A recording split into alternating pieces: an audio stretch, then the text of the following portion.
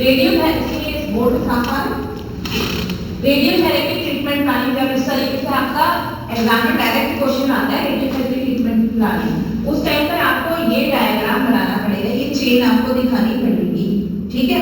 अब ये क्या है, रेडियोथेरेपी जो आरटीपी है उसमें डिफरेंट स्टेप्स होते हैं। इन स्टेप्स को अगर आप एक साथ इस तरीके से रखेंगे तो ये क्या बनाएंगे, चेन बनाएंगे, ठीक है। तो जो प्लानिंग है वो क्या होती है, एक चेन की तरह चलती है। इसमें सबसे पहले क्या आता है, क्लिनिकल इवैल्यूएशन। क्लिनिकल इवैल्यूएशन मतलब अभी पेशेंट को कुछ नहीं पता है कि उसको कैंसर है कि नहीं, वो किस चीज के लिए गया है, केवल अपने आप को दिखाने के लिए गया है हॉस्पिटल, तो उसका क्लिनिकल इवैल्यूएशन चलेगा, ठीक। उसकी जांच पड़ताल वगैरह करी जाएगी। नंबर 2, सेकेंड नंबर पर थेरेप्यूटिक डिसीजन कि क्या करना है, क्या है इसका, ठीक है। तो ये सारे डिसीजन इसके लिए जाएंगे। देन नंबर 3 पर आएगा 3D इमेजिंग, सही है। 3D इमेजिंग मतलब कि यहाँ पर देखिए इमेजिंग वर्ड यूज हो रहा है, मतलब कि इसकी इमेजिंग करी जा रही है, इमेजेस ली जाएंगी। इमेजेस किस करी जाएंगी, जैसे सिटी होगा या एमआरआई होगा, उसमें उसकी 3D इमेजिंग करी जाएगी प्रूफ करने के लिए कि क्या ये कैंसर ही है। अगर कैंसर नहीं है तो ये यहीं पर ही ब्लॉक हो जाएगा और क्या होगा, उसका नॉर्मल ट्रीटमेंट चलेगा, ठीक है।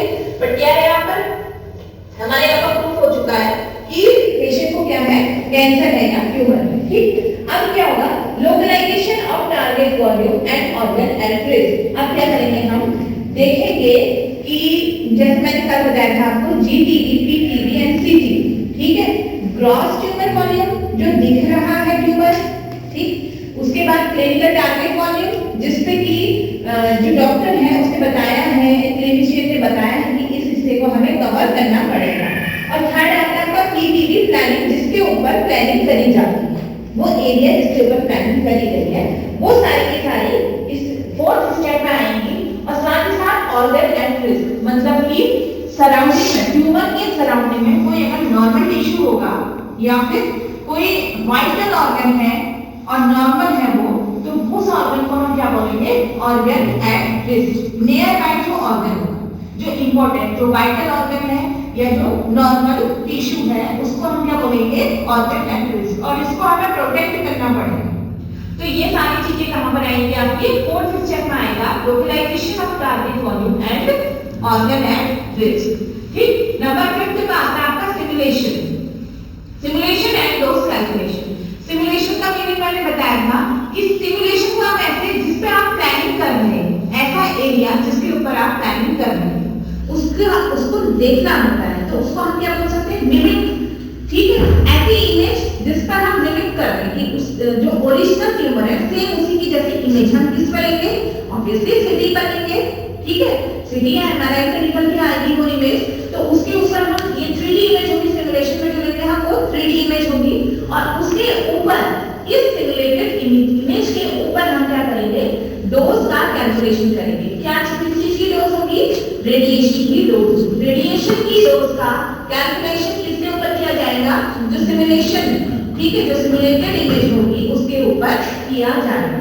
देन नंबर 6 का आएगा आपका treatment planning, evaluation and selection. अब मैंने आपको कल बताया था कि कई सारे तरीके के प्लानिंग्स होते हैं, जैसे आपका किस चीज का आपको नहीं करवाना है, ठीक है। जैसे आपने आर्क थेरेपी से हो सकता है या गामा नाइफ रेडियो सर्जरी से हो सकता है, मतलब कि हमने पूरा सारे कैलकुलेशन वगैरह कर लिया है।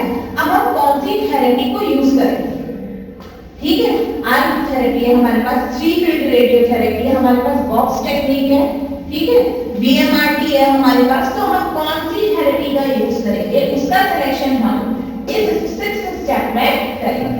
देन आपका आता है 7th डोजिमेट्री वेरिफिकेशन एंड चेक्स, कि कितनी डोज लग चुकी है या उसको कितने तोड़ करके हमें देना है।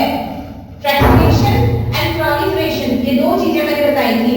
तो फ्रैक्शनेशन मतलब कि कितना हम उसको डोज को तोड़ करके बॉडी को दे सकते हैं, जिससे कि पेशेंट की बॉडी में नुकसान ना हो। तो ये कहां पर आएगा, डोजिमेट्री। हम पूरा का पूरा देख रहे हैं कि पेशेंट की बॉडी को कितनी रेडिएशन लग गई है। डोज का अगेन डोजिमेट्री में क्या होता है, रेडिएशन का कैलकुलेशन, लेकिन किसमें, कि बॉडी पर कितना लग गया है, जो नॉर्मल हमारे सराउंडिंग है उस पर कितनी डोज लग गई है, उसका वेरिफिकेशन भी जरूरी है, ठीक है।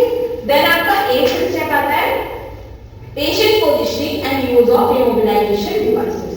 अब क्या करेंगे, पेशेंट को काउच पर लेटाया गया है, ठीक है, वो रेडी है किस चीज के लिए, रेडिएशन उस पर भेजने के लिए, ठीक। अब हम पेशेंट के ऊपर रेडिएशन को भेज रहे हैं, तो उसके पहले क्योंकि पेशेंट मैंने बताया कि किसमें है, पेन में है, दर्द में है पेशेंट, तो ऑब्वियसली उसकी बॉडी मूव करेगी। कई बार छोटे छोटे बच्चे होते हैं उनको भी क्या हो जाता है, कैंसर हो जाता है। छोटा बच्चा कब तक अपनी बॉडी को स्टेबल रखेगा, ओल्ड एज कब तक स्टेबल रखेगा, ठीक है। पेशेंट पेन में है कब तक स्टेबल रखेगा, हम नेचुरल नॉर्मल सिचुएशन उसमें क्या स्टेबल रख पाएंगे अपनी बॉडी को, नहीं। जब तक कोई हॉरर सीन हमें ना दिखाया जाए, हॉरर सीन अगर सामने आ जाता है पिक्चरों में, तो हम लोग बिल्कुल बिना पलक झपकाए, या कोई इंटरेस्टिंग सीन आ जाता है तो बिना पलक झपकाए हम लोग देखते रहते हैं, ठीक है। तो जब तक वैसी सिचुएशन ना बने, लेकिन यहाँ पर क्या है, पेशेंट को तो खुद से पता है कि उसको क्या है, कैंसर है, तो वो अनस्टेबल है, मेंटली अनस्टेबल है पेशेंट। अभी वो शो करता है कि नहीं आई एम लिविंग, लेकिन उस बंदे को पता है कि उसको क्या है, कैंसर है, उसी कैंसर का ट्रीटमेंट चल रहा है। तो इसीलिए हमें पेशेंट की बॉडी को इमोबिलाइज करने की जरूरत पड़ती है, ठीक। और हम पेशेंट की पोजीशनिंग करते समय उसकी बॉडी में क्या यूज करते हैं, इमोबिलाइजेशन डिवाइस का यूज करेंगे, ठीक। उसके बाद आ जाता है ट्रीटमेंट। अब हम ट्रीटमेंट देना स्टार्ट कर देते हैं, और जैसे ही हमने ट्रीटमेंट दिया उसके बाद हमें फॉलोअप लेना पड़ता है। फॉलोअप इसलिए लेना पड़ता है क्योंकि आप देखिए जो कैंसर है वो किसी सेल में है, ठीक है। सेल में जब रेडिएशन पड़ेगी तो क्या होगा, सेल में रेडिएशन पड़ेगी क्या होगा, डीएनए डैमेज होगा। डीएनए डैमेज होने से क्या होगा, सेल एब्सॉर्ब हो जाएगा, सेल तो पूरी तरीके से मर जाएगा ना। तो अगर एक बैलून समझ लो, बैलून बड़ा किस वजह से है, क्योंकि उसके अंदर एयर, अगर हम एक होल कर दें तो क्या बैलून उतना ही शेप में रहेगा, नहीं रहेगा। अब हमारे पास सेल है, सेल के अंदर क्या है, कैंसर है, हमने उसके डीएनए को डैमेज कर दिया, तो सेल क्या अपनी ओरिजिनल स्टेट में रहेगा, नहीं रहेगा, वो क्या करेगा, श्रिंक करना स्टार्ट कर देगा। तो हमें फॉलोअप लेना है कि क्या फर्दर पेशेंट को रेडियोथेरेपी की जरूरत है, हम फॉलोअप लेते रहेंगे, ठीक है। अगर जरूरत है तो आगे प्रोसेस को हम दोहराएंगे, ठीक है।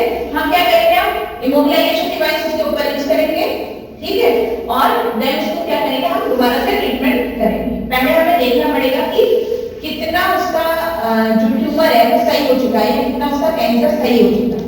तो ये सारी चीजें किसमें आएंगी, आपके फॉलोअप में, है ना। और ये जो है, जो रेडियोथेरेपी होता है वो ऐसा डरावनी प्रोसेस नहीं होती, पेशेंट डरता है। क्या एक्सरे डरावना है, नहीं। आप क्या करते हो, जब आप एक्सरे लेते हो, पेशेंट आता है, हाँ उसको कुछ दिख थोड़ी क्या है, आप कहते हो एक्सरे हानिकारक है, एक्सरे हार्मफुल है, वो किसको पता है, हमको पता है। पेशेंट को कोई रेस दिख रही है, नहीं दिख रही है। तो कैंसर में भी रेडिएशन नहीं दिखता, पेशेंट डरता क्यों है, कैंसर है, उसको पता है कि मुझे कैंसर है, ठीक है, उसको पता है। और कैंसर एक ऐसी चीज है जो कि बहुत तेजी से बढ़ती है,